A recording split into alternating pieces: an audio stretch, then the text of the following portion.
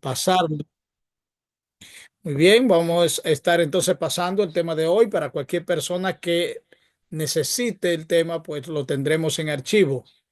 Así que hoy estamos estudiando la iglesia, la doctrina de la iglesia, y es muy importante saber lo que la Biblia dice acerca de la iglesia. Muy importante. El significado bíblico de la iglesia. ¿Qué significa la iglesia? ¿Por qué se llama la iglesia donde la gente se reúne para adorar a Dios? Miren aquí. Dice que en las escrituras, momento, mis hermanos. En las escrituras, la palabra iglesia es una traducción del término griego eclesia, que significa llamado a reunión. Esta expresión se usaba comúnmente para designar cualquier asamblea reunida como resultado de un llamado a proclamación.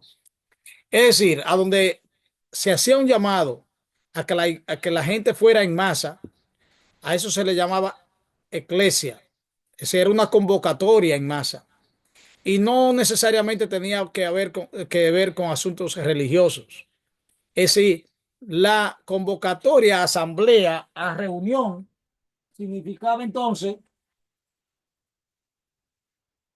caía dentro del término eclesia, que hoy traducido es el vocabulario correspondiente es iglesia. Así que todos estamos llamados, estamos convocados a reunirnos en los respectivos horarios de culto y a esa asamblea es que se le llama iglesia. Así es como el significado del nombre. Ahora vamos a ver el significado bíblico de iglesia. En el Nuevo Testamento, iglesia corresponde a creyentes reunidos para adorar en un lugar específico. Primera a los Corintios 11, 18, 14, 19 y 28. Es decir, donde el lugar que se designaba para que los creyentes fueran a adorar, a eso también se le conoce como iglesia. Creyentes que vivían en cierta localidad. Es decir, por ejemplo, la iglesia de los Corintios, la ciudad de Corintios. Entonces, ese paraje, ese lugar constituía la iglesia y, y era designada por ese nombre. Entonces, un grupo de congregaciones en una zona geográfica específica, por ejemplo, la iglesia de Massachusetts compone a todos los creyentes de Massachusetts. La iglesia de Massachusetts, cuando decimos la iglesia en Massachusetts, todo el cuerpo de creyentes esparcido por el mundo, la iglesia mundial también, la iglesia mundial y toda la creación fiel en el cielo y en la tierra, así como todos los hijos de Dios, así como todos los que creen en Dios, todos los creyentes de Dios constituyen su iglesia en toda la ancha faz de la tierra. Entonces, la naturaleza de la iglesia. La Biblia describe a la iglesia como una institución divina, llamándola la iglesia del Señor. Así como describe la Biblia a la iglesia como una institución divina, llamándola iglesia del Señor. Miren ustedes el nombre que le da la Biblia, sí, y la iglesia de Dios también. Jesús invitó a la iglesia con su autoridad divina. Entonces, la iglesia, como dice aquí, es una institución divina. Si no la instituyó un hombre, no la creó un hombre, hermano. La iglesia no la creó un hombre. La iglesia, la iglesia la creó Jesucristo cuando vino a esta tierra. Por eso es una institución divina. La iglesia, su autoridad es Jesucristo. Sí, la iglesia debe regirse y lo vamos a ver por la palabra de Dios. Entonces, es Dios quien rige la iglesia y la autoridad de la iglesia proviene de Dios. Ningún ser humano tiene la autoridad plena en la iglesia. No es el pastor, no son los ancianos, no es la iglesia cuando se reúne. La autoridad de la iglesia descansa en Dios. Gloria a Dios. No es un humano. Dios no ha puesto a nadie sobre la autoridad que debe tener la iglesia. la naturaleza de la iglesia y las raíces de la iglesia cristiana. El Antiguo Testamento describe a la iglesia como una congregación organizada del pueblo de Dios. Sí, el Antiguo Testamento describe a la iglesia como una congregación organizada del pueblo de Dios. Es el pueblo de Dios organizado lo que se le llama iglesia. La nación que Dios sacó de Egipto fue llamada la congregación en el desierto. Es decir, cuando Dios sacó al pueblo de Egipto eh, eh, al desierto, se le llamó la congregación de Dios, la iglesia de Dios en el desierto. Es decir, constituían la iglesia de Dios en ese entonces en el desierto. Y Dios se reunía con ellos. Ahora vamos a ver las raíces de la iglesia cristiana. Sí, la cruz señaló el fin de la misión de Israel. La resurrección de Cristo, por su parte, inauguró la iglesia cristiana y su misión, la proclamación del evangelio de salvación por medio de la sangre de Cristo. Miren esto, hermanos. Cristo, entonces, es quien funda la iglesia cristiana. Y por medio de su resurrección de Cristo, dice aquí, la cruz señaló el fin de la misión de Israel. Es decir, Israel concluyó como el pueblo de Dios, como la iglesia de Dios. Israel eh, como nación concluyó como la iglesia de Dios. Concluyó cuando mataron a Jesús, cuando apedrearon a Esteban, despreciaron a los profetas. Entonces Israel dejó de ser el pueblo de Dios. Y ahora todos los creyentes del mundo que proclaman su evangelio, que han creído en Jesús, son el pueblo de Dios. Ahora, el evangelio de salvación por medio de la sangre de Cristo.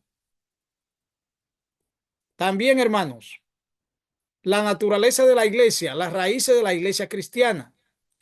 La iglesia del Nuevo Testamento, queridos hermanos, difiere en forma significativa de su comparte del Antiguo Testamento. En vez de ser una iglesia nacional, se convirtió en una iglesia misionera.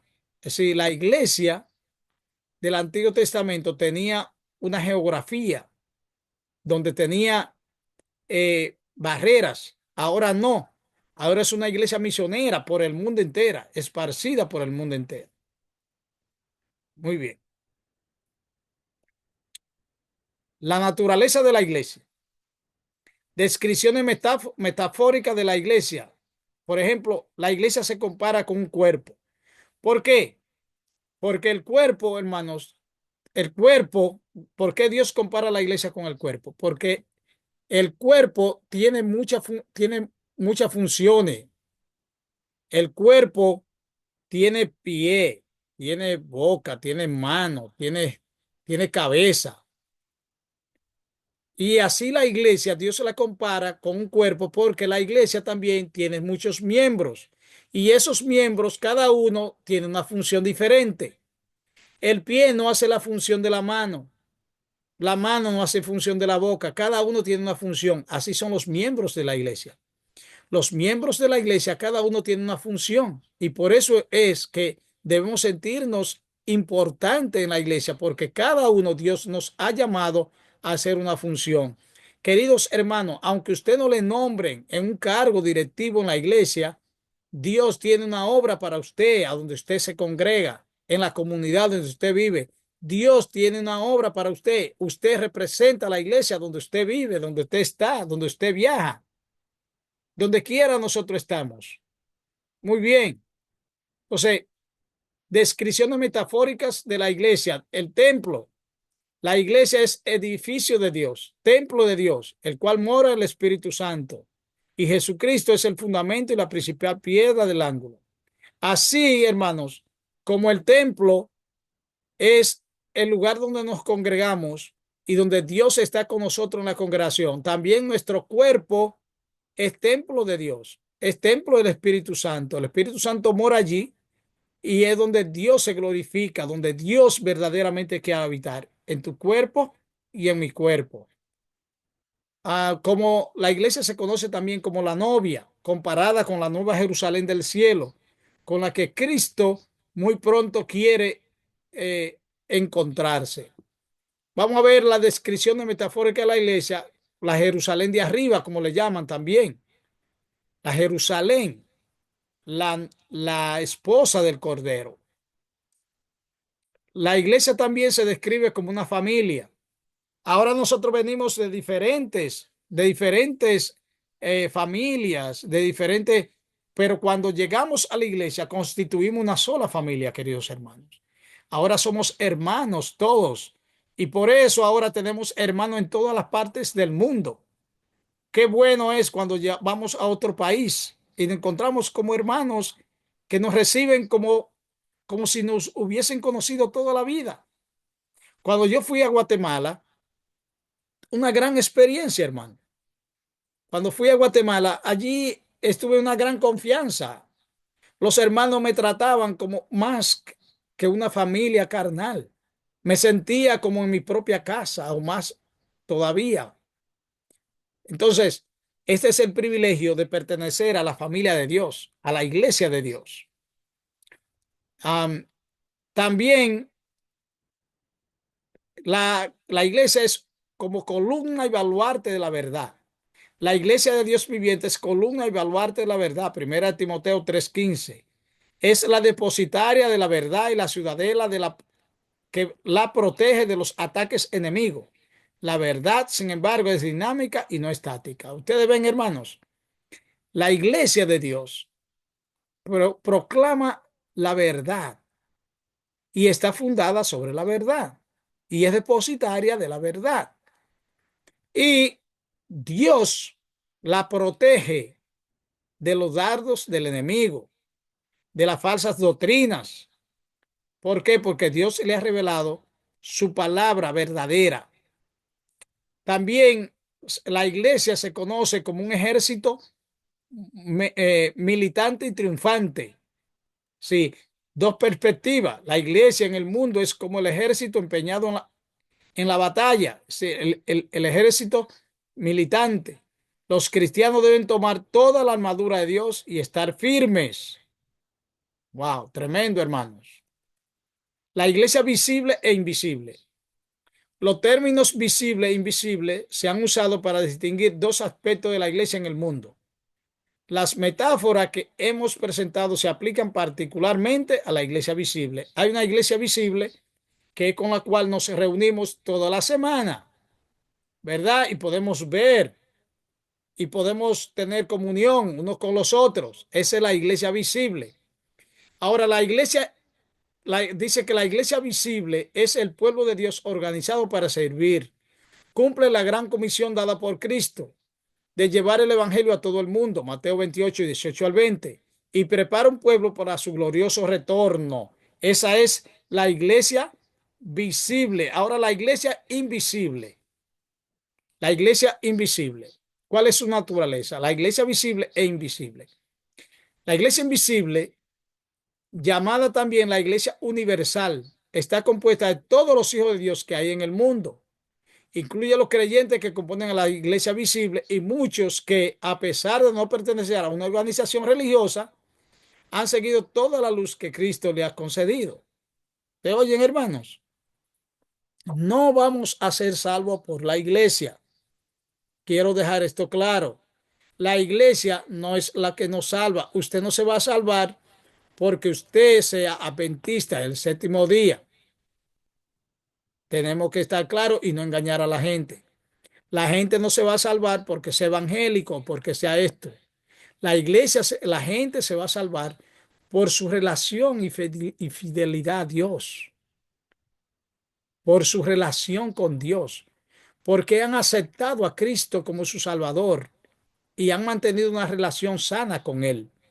Entonces, hay cristianos que estamos afiliados, que asistimos a una congregación, a una religión.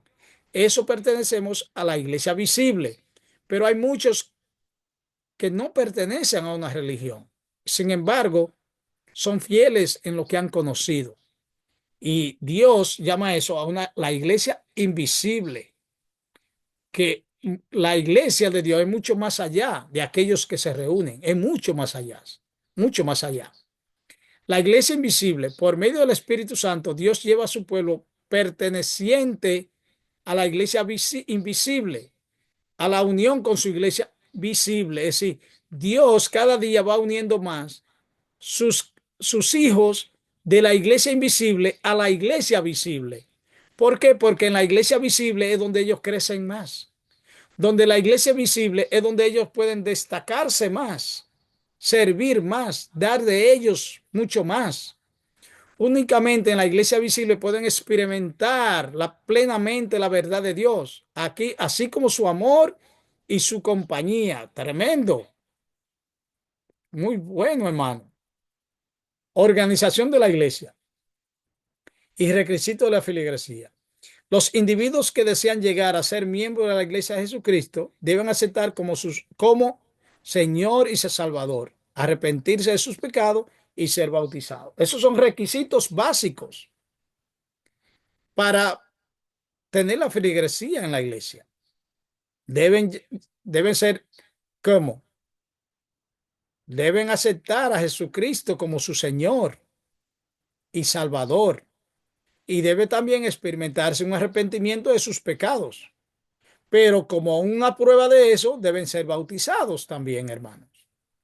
Hay gentes que dicen, no, yo estoy arrepentido, yo estoy esto, pero no se resisten a bautizarse. Y es importante porque el bautismo está diciéndole al mundo que ya tú cambias de vida, pero no solamente eso. Tú estás proclamando con el bautismo que cuando te entran al agua, entra a la tumba, es decir, muere a la vida antigua y cuando sale del agua resucita a una vida nueva. Es increíble, hermanos. Y debemos también tratar de cumplir con lo que Dios ha mandado hacer. Ahora, la organización de la iglesia, igualdad y servicio. Los miembros se comprometen a relacionarse unos con otros sobre una base de igualdad. El sacerdocio de todos los creyentes. Cada miembro de iglesia tiene la responsabilidad de ministrar a otros en el nombre de Dios. Ustedes ven, hermanos, cada uno de nosotros debe ser un sacerdote de su hermano, cuidar al hermano, no un sacerdote para criticarlo, para destruirlo, sino para cuidarlos, para hacerle su vida más fácil, su entrada más fácil al reino de los cielos. En la iglesia de Dios, todos somos iguales y debemos ser iguales. Si, si por alguna razón usted va a una iglesia donde usted mira que hay diferencias, que tratan a uno de una forma y al otro, así no es que Dios quiere. Es algo que está mal en esa iglesia, pero no es porque la iglesia debe ser así o es así. El pastor no es más que los miembros. Los miembros y pastor son iguales que ante Dios. El pastor y los ancianos son iguales ante Dios. Los miembros que no tienen cargo son iguales que los que tienen cargo ante Dios. Todos somos iguales y a todos Dios nos pagará con la salvación igual. Entonces, no debe haber diferencias. No debe haber acepción de personas en el pueblo de Dios. Sé que en algunas partes puede darse esto, pero no debe ser. Está mal, hermanos. Nosotros hemos llegado, hermano, miren cómo es el ser humano. Nosotros hemos llegado tan lejos que tenemos iglesia de blancos, iglesia de negros, iglesia de hispanos, iglesia de portugués, iglesia de haitianos. Si nosotros hemos llegado a reunirnos por clase, a reunirnos por cultura, es increíble. Yo entiendo que deben haber iglesia hispana porque hay gente que no conoce otro idioma. Si usted habla español. Pero hermanos, el que habla inglés, sea negro o blanco, ¿por qué tiene que estar separado? ¿Por qué? Dígame usted. ¿Por qué tiene que haber conferencia de negro, conferencia de blanco, iglesia de blanco? ¿Por qué? En el reino de Dios no habrán separaciones de clase ni de color. Todos somos iguales, hermanos. Todos somos iguales. Todos. así como también el derecho a participar en la iglesia. Todos lo debemos tener, todos lo tenemos. Todos tenemos derecho a participar de la iglesia de Dios. Todos, hermanos. Ojalá que nosotros aquí podamos alcanzar estas cosas básicas que el Señor quiere para con su pueblo. Organización de la iglesia en funciones vitales. La iglesia debe estar organizada en adoración y exhortación. El culto de la adoración provee refrigerio, ánimo y gozo al orador. Es decir, la iglesia debe estar, hermano, capacitada, orientada, organizada para nutrir al creyente en sus diferentes necesidades que tenga, en sus diferentes necesidades espirituales, físicas y emocionales. Wow. La comunión cristiana por medio de la iglesia es imperial. La necesidad de más profunda de sus miembros en relación con la comunión se ven completamente satisfecha cuando nosotros participamos juntos y probemos juntos estas cosas. También la instrucción en las escrituras. Si la iglesia tiene una responsabilidad, hermanos, de instruir a sus miembros en la palabra de Dios, de enseñarle a la iglesia lo que dice la Biblia en los diferentes temas. Yo les pregunto a ustedes, ¿cuál fue la última vez que en su iglesia dieron un cursillo, dieron un seminario, explicándole a usted las cosas difíciles de entender, los temas de la Biblia? ¿Cuándo fue la última vez que lo hicieron? La iglesia es una de las misiones que tiene. No La están en iglesia, eso, ajá. que no están en eso. Bueno, pero esa es una de las funciones que tiene la iglesia. La iglesia no es solamente para reunirse, no es para dar sermones desde el púlpito. Los miembros tienen que ser capacitados porque si no viene otro y con un versículo bíblico se lo lleva de la iglesia. ¿Me da a entender, hermano? Esto es importantísimo. Ahora mismo andan tremenda, muchísima corriente de doctrinas. Y ahí se ve la iglesia en apuro porque el hermano se está reuniendo con fulano y esto, pero si no se saca tiempo para capacitar a los hermanos de la iglesia, van a ser débiles en la fe porque no saben por qué adoran. Cuando entendemos la Biblia es porque sabemos, ahí es que sabemos por qué adoramos.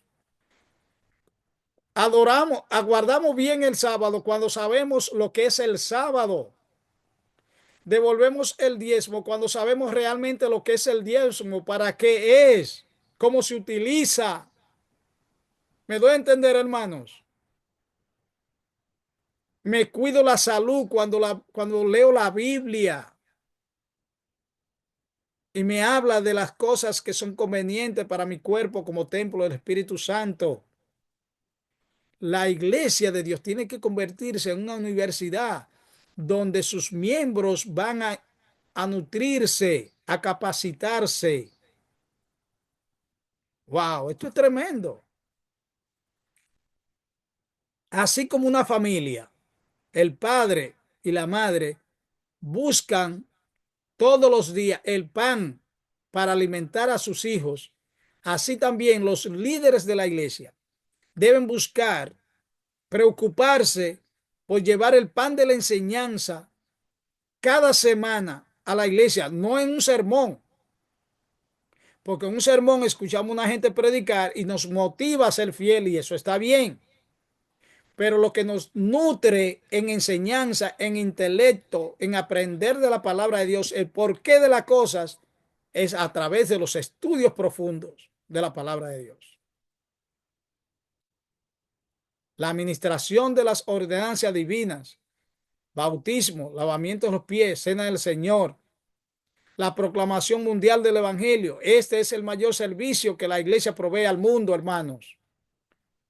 Si nosotros debemos proveer el servicio de la predicación del Evangelio al mundo, ¿Por qué? Porque este es el mayor bien que le hacemos a la gente. Cuando una gente se convierte, hermano, es lo mayor que hemos podido hacer por ellos.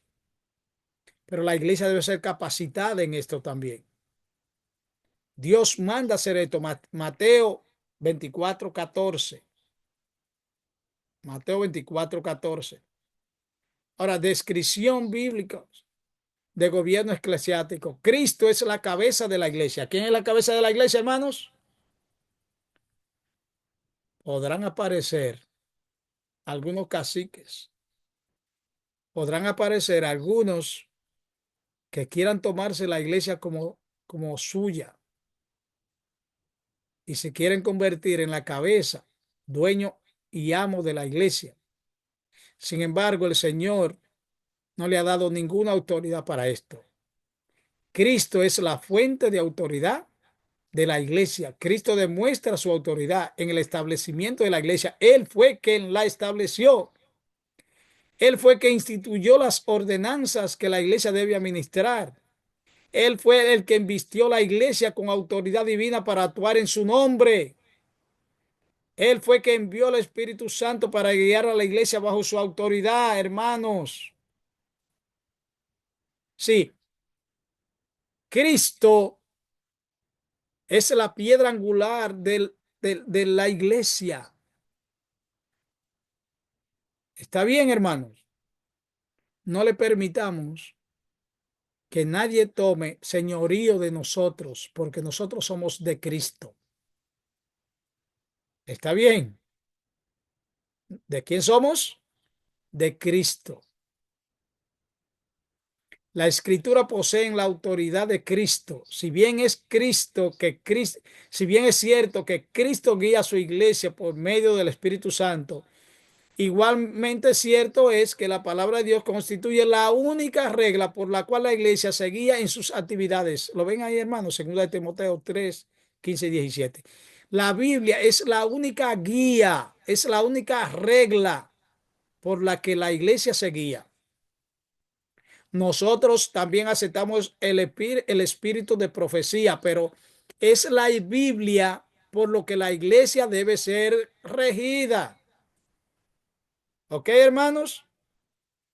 Es la Biblia por lo que la iglesia debe ser regida. Lo que no se puede demostrar con la Biblia, no lo diga, no lo enseñe, no quiera ponérselo a otro. No, lo que la iglesia enseñe, lo que la iglesia instituye, esa es la regla de fe. Eso es lo que debemos seguir y hacer a través de la palabra de Dios. Muy bien. La autoridad de Cristo y los cargos de la iglesia. Cristo ejerce su autoridad a través de su iglesia y sus siervos específicamente elegidos. Sí, esto es una cadena, hermanos. Si Cristo es la cabeza, ¿verdad?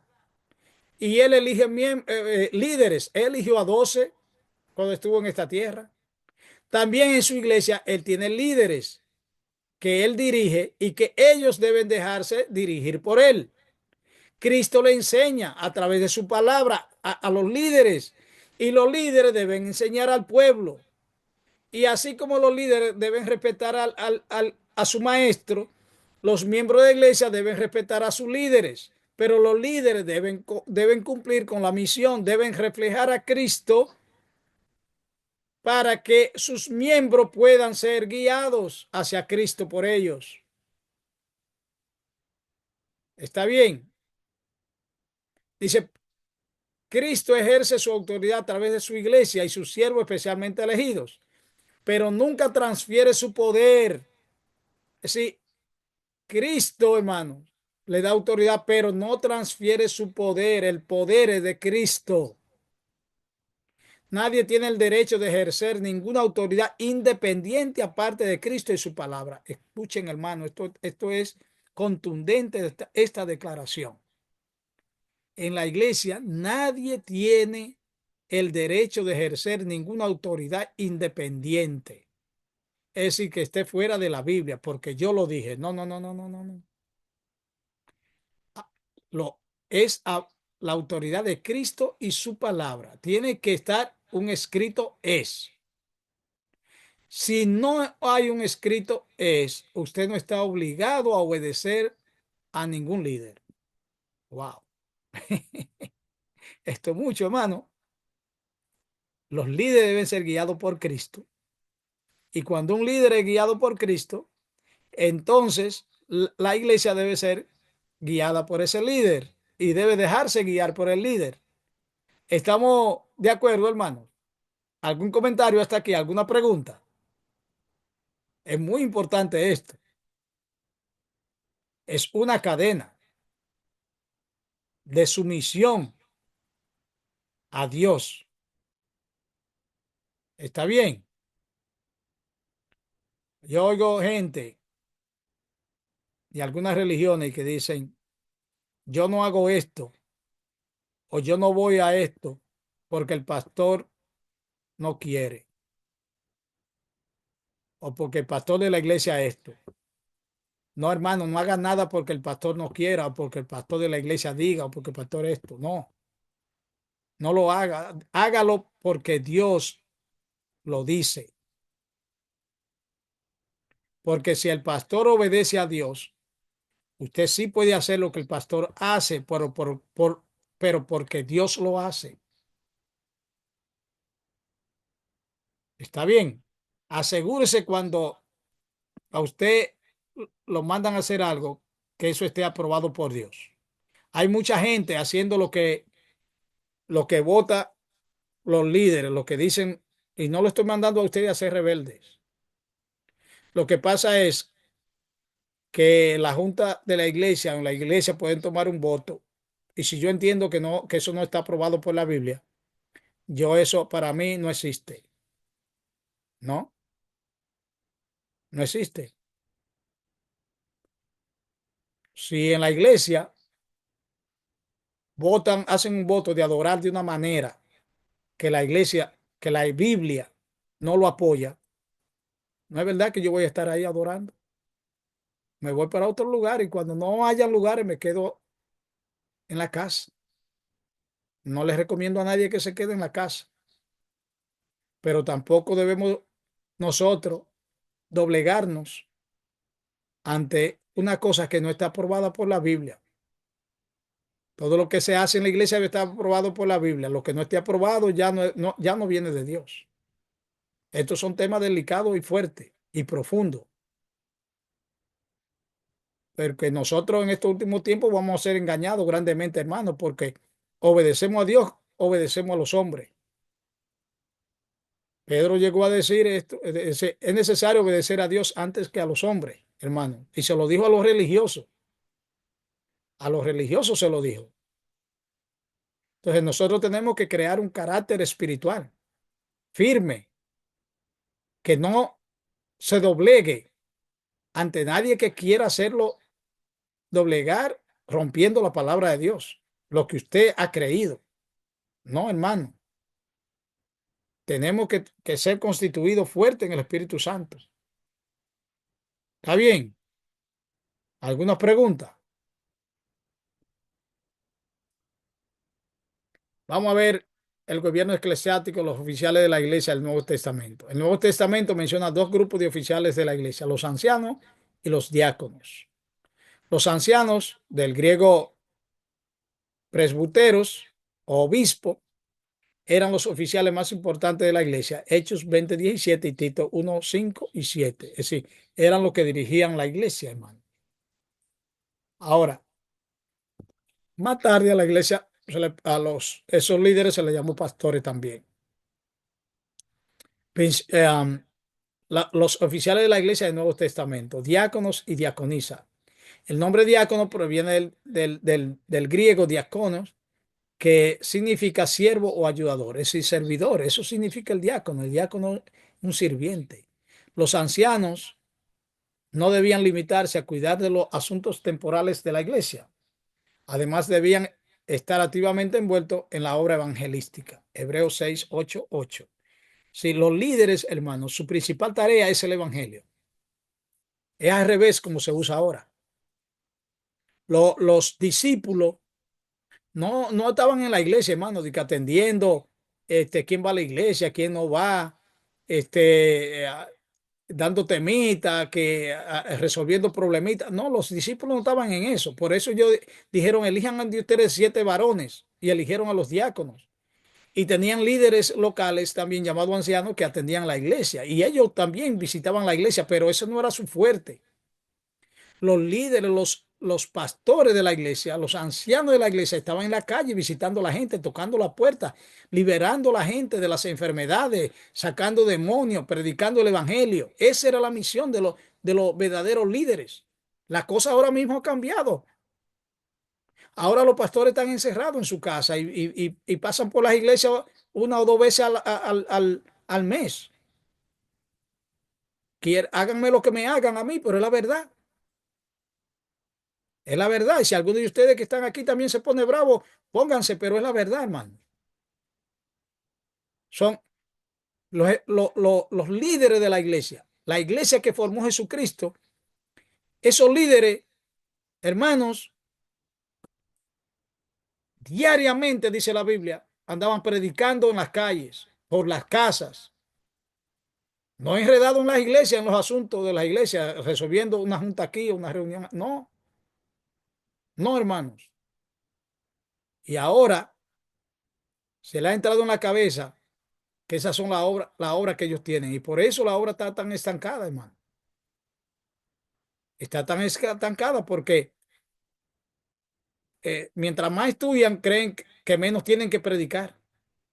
Y predicar no es subirse a un púlpito a dar un sermón. Predicar es tocar puertas. Y era donde están los pobres. Es donde están la gente allí que nadie le predica, que nadie le encuentra. Hablarles de Jesús. Y también llevarle soluciones a los problemas y necesidades que tienen. Eso es predicar el evangelio. ¿Dónde se está haciendo? ¿Quién lo está haciendo? Hermanos, despertemos, despertemos. ¿Alguna pregunta, algún comentario? Yo le estoy diciendo, no tengan temor en contradecirme. Yo estoy diciendo lo que la Biblia me ha enseñado a mí. Y es lo que yo creo, hermano. Es lo que yo creo. Por eso yo no espero a que la iglesia me ponga una misión a mí. Porque la misión de la iglesia ahora mismo es que la gente bautice, que la iglesia bautice 5 o 10 gente en el año. No, hermano. Por eso Dios me ha llamado a una misión más grande. Para honra y gloria de Él.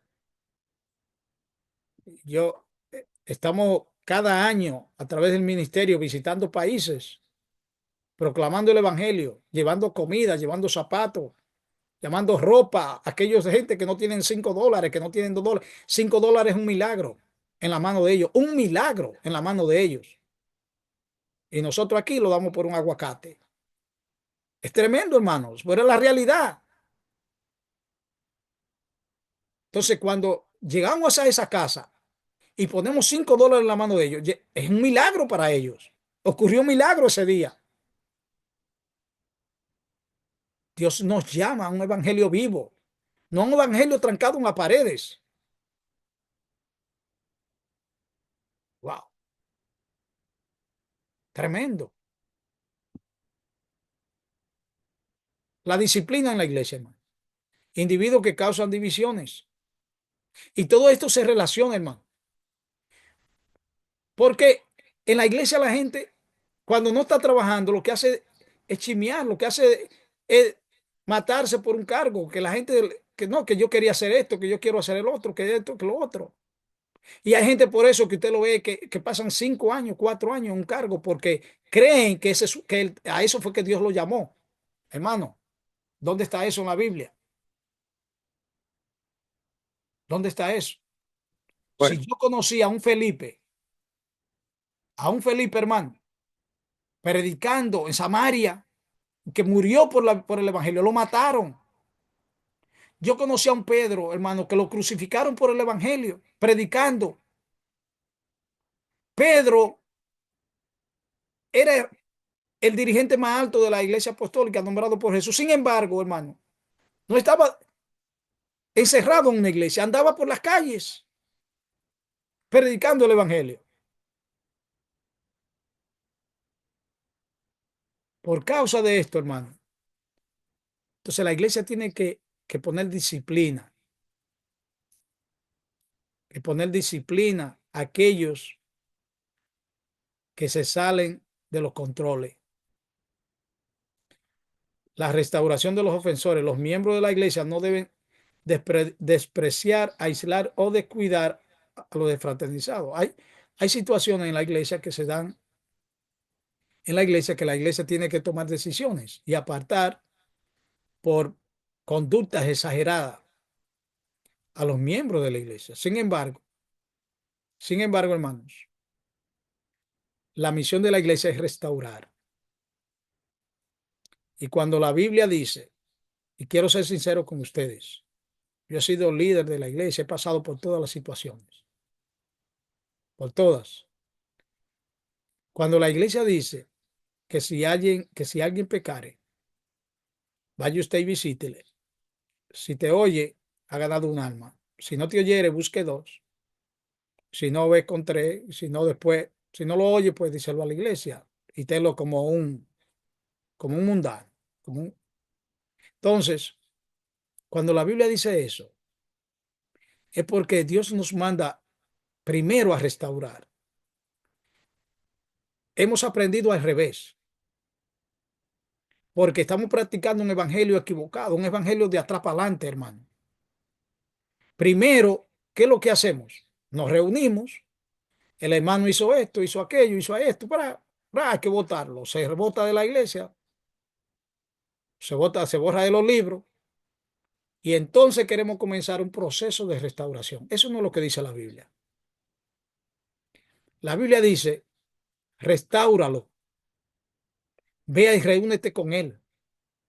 Si te escucha, ha ganado un alma. Es decir, si te escucha, lo restauraste, ya no tienes que votarlo.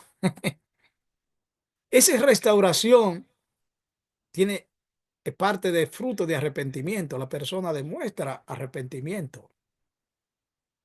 La Biblia dice, tenlo como uno de afuera.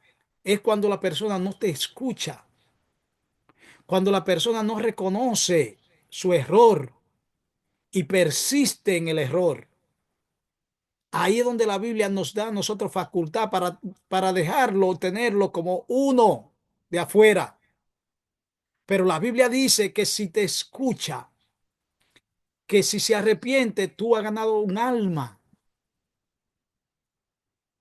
Wow. Nosotros lo hacemos al revés.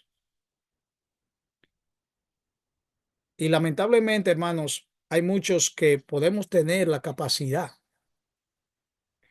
de volver o de no volver, de mantenernos porque hemos conocido al Señor y sabemos que el Señor es que nos ha llamado y a Él le servimos. Pero hay otros que quizás no tienen esa capacidad y han pasado por esta situación y nunca volverán a la iglesia por nada de lo que se le haga. ¿Por qué? Porque a pesar de su arrepentimiento, a pesar de la aceptación de su error, como quiera, descargaron sobre esa persona todo el peso de la ley.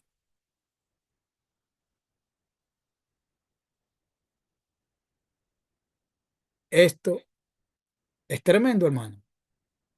¿Por qué? Porque a veces creemos, hermanos, porque a veces creemos que es más importante reflejar una cosa que el miembro, reflejar la cosa que un miembro. El miembro de la iglesia es lo que Cristo viene a buscar. Es decir, el que se ha arrepentido es que Cristo viene a buscar. No hay iglesia sin miembros. Y una cosa son aquellos que están sentados en la iglesia y otra cosa es aquellos que irán con Cristo al cielo. El Señor mismo lo dijo, no todo el que me dice Señor, Señor, entrará en el reino de los cielos. Por lo tanto, tenemos que tener mucha cuenta en la aplicación de de las censuras, queridos hermanos. Entonces, Cristo le concedió a la iglesia la autoridad de disciplinar a sus miembros. Las ofensas privadas, cuando un miembro ofende a otro.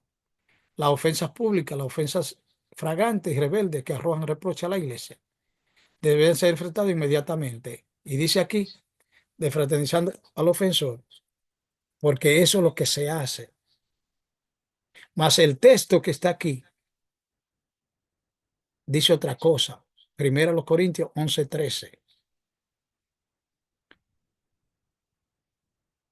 Da la pauta, los pasos a realizarse primero. Y sin esos pasos, no debiéramos nosotros tomar las medidas. ¿Alguna pregunta hasta aquí? ¿Alguna participación?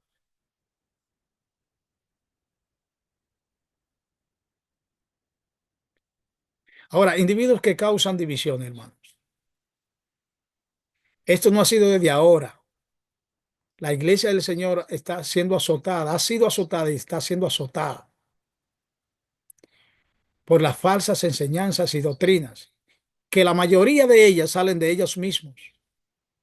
Gente en la iglesia que viven buscando lo que dijo fulano, lo que dice aquel, y hacen de eso una doctrina que contradice la iglesia y atacan la iglesia con eso, y atacan los líderes de la iglesia. Eso sí es fuerte y eso sí es feo, más que cualquier otra cosa, porque están atentando contra la organización del Señor. Y eso es condenable, detestable para Dios. Ahora, la restauración de los ofensores, los miembros de la iglesia no deben despreciar, aislar ni descuidar al desafraternizado. Cuando una persona es sacada de los libros de la iglesia, no debemos abandonarlo, hermano. Debemos seguirlo apoyando. Debemos seguirlo apoyando con con todas nuestras fuerzas. Ojalá, queridos hermanos, que el trato entre nosotros como iglesia del Señor sea como hermanos. Que uno de ustedes pueda tener, o cualquiera de ustedes pueda tener la confianza de llamar a Israel porque es su hermano y confían en él y que confían en él, en que puede ayudarle en una circunstancia X, en saber que yo no lo voy a desprestigiar. Los hermanos deben, porque la palabra hermanos, eso es lo que significa hermanos. Yo pienso que si alguno de ustedes tiene un hermano carnal, grave o eso, está sumamente preocupado. Y si tiene que mudarse para la casa de su hermano a servirle, se lo hace. Estamos dispuestos a hacerlo con un hermano en la fe, que verdaderamente son ante el reino de los cielos, son nuestros verdaderos hermanos. Porque Jesús mismo lo dijo, mi verdadero padre, mi verdadera madre y hermano son aquellos que hacen la voluntad de mi Padre, dijo Jesús. Ojalá que nosotros aprendamos a considerarnos como hermanos, a respetar a nuestros líderes y nuestros líderes dejarse guiar por Dios para ministrar bien a su iglesia. Que si deseamos un cargo sea para servir, para reflejar a Dios en nuestras vidas. Que Dios nos bendiga y nos capacite, queridos hermanos, a poder relanzar la iglesia de Jesucristo en este mundo, para que el mundo pueda ser atraído hacia Cristo por medio de ella. El Señor dijo cuando estuvo aquí, que la verdadera religión era aquella que partía el pan con el hambriento. Es decir, aquellos que se solidarizan con sus semejantes, aquellos que aman a sus semejantes, aquellos que se aman entre sí. Y si los hermanos de la iglesia no se aman y no se sirven unos a otros, ¿qué esperamos que lo van a hacer con aquellos que no son de la iglesia? Terminé, hermanos. ¿Alguna pregunta? ¿Algún comentario? Está Mira, claro. adelante, ¿Me digo, hermano. me digo Todo claro. Franklin? Amén, amén. Todo claro, Ir. Eso está clarito, así como tú dices. Da pena que hoy en día nos enfocamos más en criticar y atacar a los hermanos en vez de preocuparnos por ayudar a los hermanos. Eso es terrible. Si todos cometemos errores, si yo te veo a ti, Israel, cometiendo un error, yo te llamo aparte, hermanito, Israel. Hey, vi que dijiste tal cosa, o dijiste tal cosa, eso está mal. Vete, corrígelo. Ujú. ¿Por qué? Si soy tu hermano y te quiero de verdad, yo lo voy a hacer así, pero yo no voy a ir como hace mucho. eh, Voy a dejar a 10 miembros de la iglesia. Diga, ustedes no saben lo que Israel estaba por ahí haciendo. Y yo lo vi. No, no, no, Ya, no. ya eso es destrucción, no es restauración. Claro, claro. Y eso es del diablo. Eso no es de Cristo. Así es. Esto es seguro Fíjense que que, como dice en Apocalipsis, el acusador de nuestros hermanos, que los acusaba de día y de noche. Es decir, las acusaciones son del diablo, no de eso es Cristo. así. 100%, hermano. 100%. Así que ojalá podamos crecer y madurar, hermanos, porque el Señor quiere que, así como Cristo nos trata a nosotros, que nosotros tratemos a los demás. Dios le guarde, Dios le bendiga. Próximo jueves nuevamente estoy aquí. Comparte el link con otros, invítelo para que participe como usted de estos temas que yo creo que son importantes y que usted no lo va a escuchar en su iglesia. Gracias, Israel. Amén. Dios te bendiga, Romer, Amén. grandemente. Igual, igual, Tú igual eres- para todos. Romer, Gracias, Israel. tú eres parte Bendición. del pueblo de Dios. Dios Amén, también amén, te amén. Israel. ama. Dios también quiere una relación profunda contigo. Gracias, sí. Está bien. Amén. Oremos, hermanos. Padre Santo, gracias por este momento especial que hemos estudiado acerca de tu iglesia. Cómo debe ser administrada, lo que somos. Oh Señor, que es reconocer, mi Dios, lo que tú quieres que seamos, que tu Espíritu Santo pueda trabajar en nosotros para que tu propósito, que tu voluntad se realice en nosotros y en tu iglesia. Dirige los líderes de tu iglesia, Señor. Santifica tu relación con ellos y que ellos puedan ser, mi Dios, transmisores de esa santidad tuya a su pueblo, que velen por su pueblo para salvarlo, para restaurarlo, para sanarlo, para alimentarlo. Gracias, Señor, en el nombre de Jesús. Amén y amén. Dios lo bendiga grandemente. Bendiciones.